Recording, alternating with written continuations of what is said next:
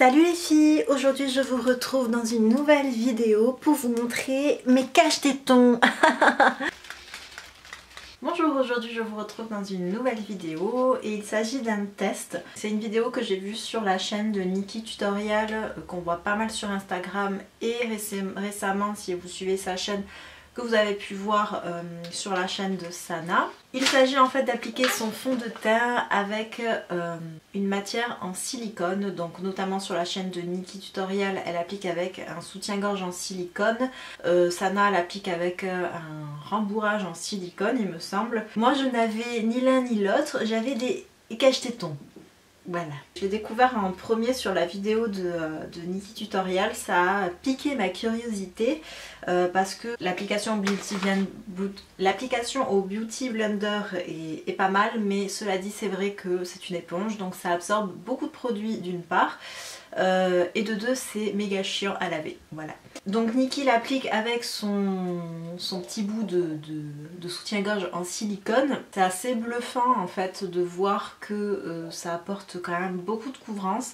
Alors si vous voulez quelque chose de discret, de très léger, de très discret, c'est peut-être pas la meilleure application.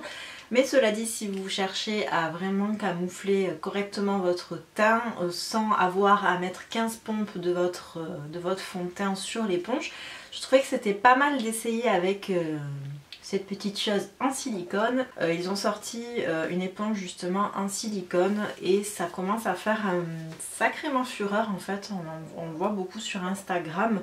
Je vous mettrai la photo si je la trouve par ici. Donc voilà, bref, donc nous allons essayer d'appliquer le fond de teint, en fait je vais essayer d'appliquer le fond de teint avec ceci. Je pense que ça sera un moment absolument glamour. Ce que je vais faire, je vais appliquer le fond de teint sur ma main directement et je vais venir en prélever avec ce magnifique petit objet.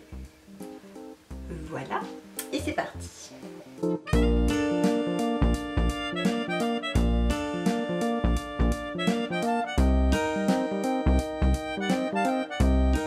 Ah ouais.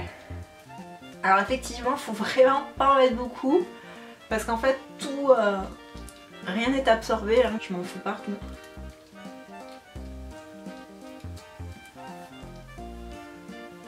Donc il faut bien lisser.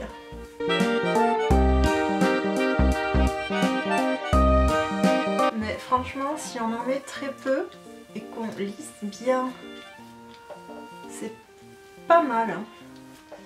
C'est pas désagréable parce que c'est quand même assez doux.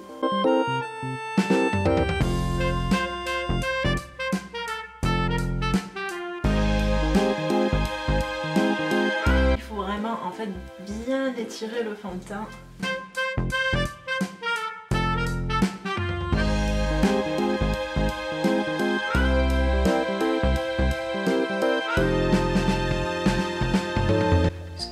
Je vais juste en reprendre un petit peu et venir tapoter en fait sur mes imperfections.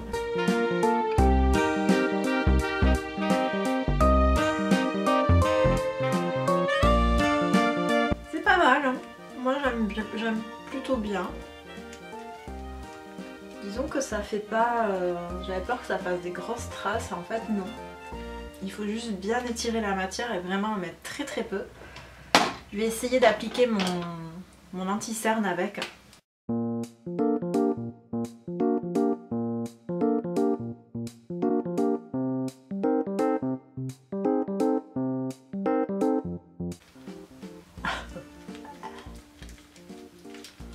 Ouais, c'est quand même moins pratique hein, pour l'anti-cerne, mais enfin bon, c'est pas si mal.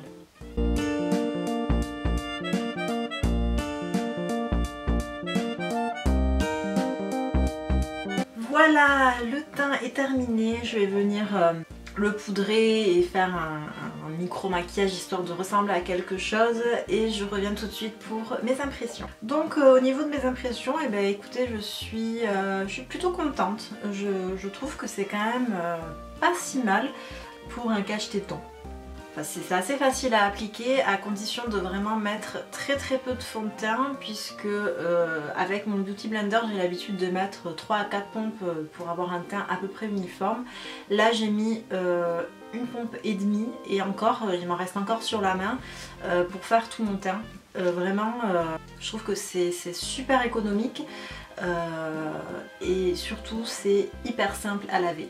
Voilà, avec du savon et de l'eau, hop, vous avez votre cache-téton de propre. En tout cas, j'espère que la vidéo vous aura plu. Moi, je me suis amusée à la faire et j'ai assouvi ma curiosité. Sur ce, je vous laisse. N'hésitez pas à me dire ce que vous avez pensé de la vidéo. Si vous avez essayé la méthode, à me dire ce que vous en avez pensé. Voilà, moi je vous laisse et je vous dis à très bientôt dans une prochaine vidéo. Ciao!